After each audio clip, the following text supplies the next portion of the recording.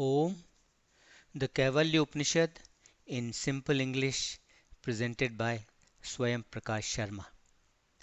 The Kaivalya Upanishad is part of the Atharva Veda. The Upanishad is about knowing Brahm, the universal soul, and about attaining unity with that very Brahm. Kaivalya means aloneness, and that is the stage one attains by the study and by the practice of this Upanishad. Though not among the principal 11 Upanishads, yet it is counted as among the important ones. The Upanishad identifies Lord Shiva as Brahm, the universal soul. The Upanishad. Sage Ashwalayan prepared himself physically and mentally for the acquisition of sacred wisdom. He then approached the venerable Lord Brahma and said to him, "Venerable Sir, please teach me the knowledge of Brahm, the Supreme, who is hidden and who is constantly sought by the wise. By knowing Brahm, one is soon freed from all impurities and sins and attains the person who is greater than the great." Brahma, the grandsire, then said to Ashwalayan, "Ashwalayan, seek to know Brahm by faith, by devotion, and by meditation and concentration. Life eternal is not reached by works and actions, nor is it reached by offspring, nor is it reached by wealth. Life eternal is reached only by renunciation. Brahm is higher than heaven and shines in the cave of the heart. Those who strive and work hard to attain Brahm, they enter into Brahm.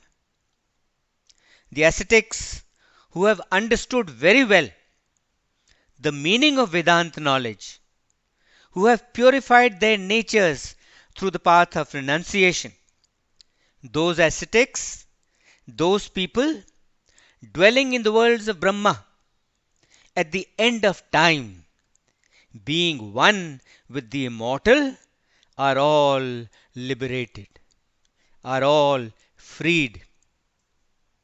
When one has reached the last order of his life, then that is the time for him to meditate. He should bow to his teacher and sit down in a solitary, lonely place, in an easy, comfortable posture, with his head, with his neck, and with his body held straight. He should control all his senses, and then he should meditate on the lotus of the heart. He should be free of passion. He should be pure. He should meditate on that in the center of which is the pure, the sorrowless, the inconceivable, the unmanifest, which is of infinite form, which is blissful, which is tranquil, which is the immortal, and which is the source of Brahma himself. Him who is without beginning, who is without middle or without end, who is one, who is all pervading, who is wisdom and bliss, who is formless, who is wonderful, who has Uma as his companion, who is the highest Lord, who is the ruler, who is the three-eyed, who has a dark throat because he took the poison which came to the top when the ocean was churned by the Devas and the Asurs, and he kept that poison in his throat to save the world, who is tranquil. It is by meditating on him, it is by meditating on him that the sage reaches the source of beings. He reaches the witness of all, who is beyond all darkness. He is Brahma the creator. He is Shiv the judge. He is Indra, Lord of the gods. He is Vishnu, the preserver. He is the imperishable. He is the supreme. He is the Lord of himself. He is life. He is time. He is fire. He is the moon. He is all and everything. He is all what has been, and He is all what shall be. He is eternal. By knowing Him, one conquers death. There is no other way to liberation. By seeing the self in all beings, and by seeing all beings in the self, one goes to Brahm. There is no other way to liberation. A person should make one's body the lower fire stick and the syllable Om the upper fire stick. Then, by the effort of lighting the flame of knowledge, by the effort of gaining knowledge, the knower burns all the bonds of ignorance. He burns away the evils and the impurities within him. In the same self which is veiled and covered by Maya, by the delusion of ignorance, the same self attains a body and performs all works. In the waking state, he attains satisfaction by the varied enjoyments of the company of men and women, by food and drink. In the state of dream, the self experiences happiness or sorrow in the worlds created by his own Maya, in the worlds created by his own dreams. In the state of dreamless sleep, in which all things disappear, overcome by darkness, he experiences happiness. Then again, he, the individual soul, on account of his connection with the deeds of his past life, he wakes up and sleeps. He revels in and enjoys himself in the three states of consciousness: the waking state of the physical world, the dream state of the subtle world, and the dreamless state of the causal world. And from him all this varied and diverse world is born.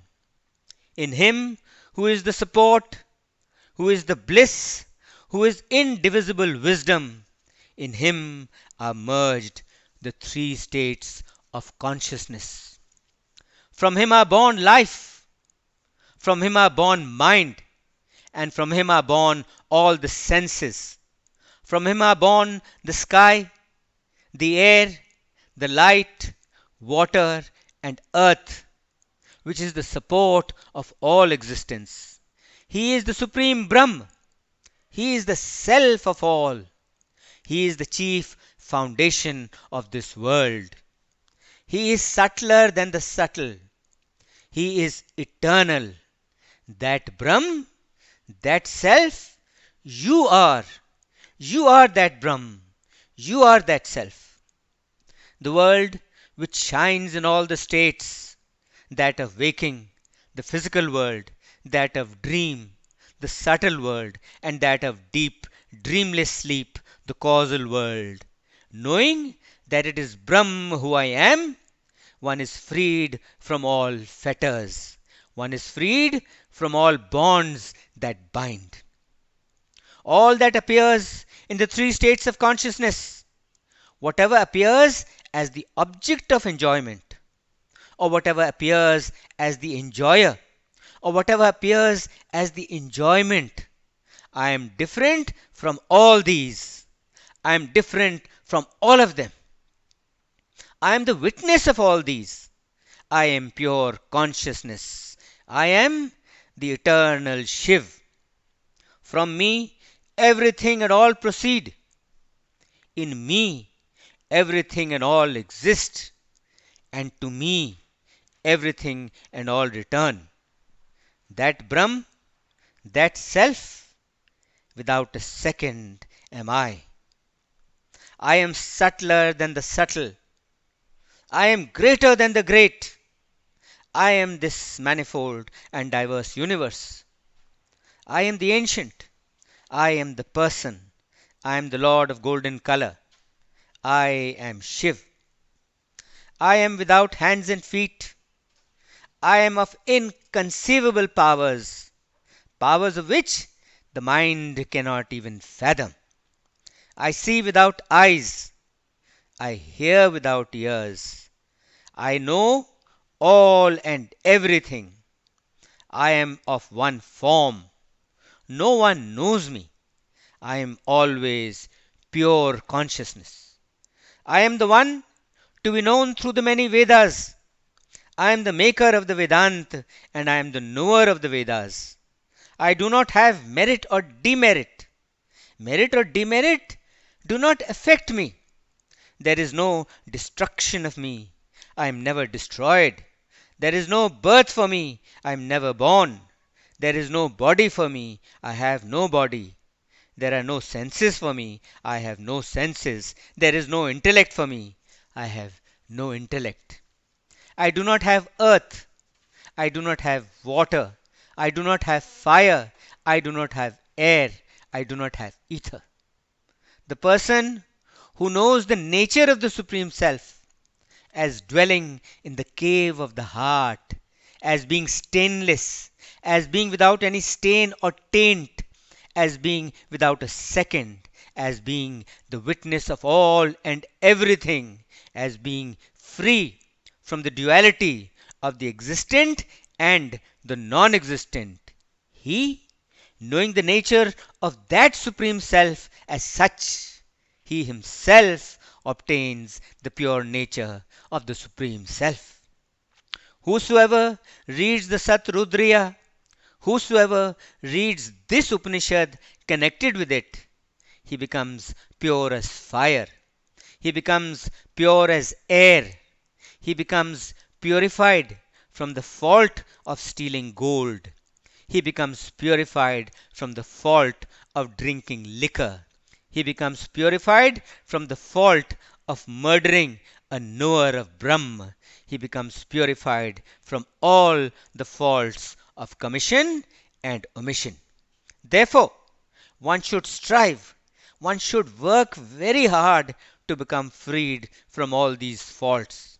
He who has freed himself from the different orders of life, he should meditate on this Upanishad constantly or even occasionally. He obtains this wisdom which destroys the ocean of births and deaths. Anyone who by faith, by devotion, and by meditation realizes the Self and becomes one with the Supreme Brahm, he is released from the wheel of time and change. He is released from sorrow. He is released from the cycle of birth and death. By knowing this, he obtains the state of Kaivalya. He obtains the state of aloneness. He obtains the state of Kaivalya. He obtains the state of aloneness. This concludes the Kaivalya Upanishad. Om Shanti, Shanti, Shanti. Om.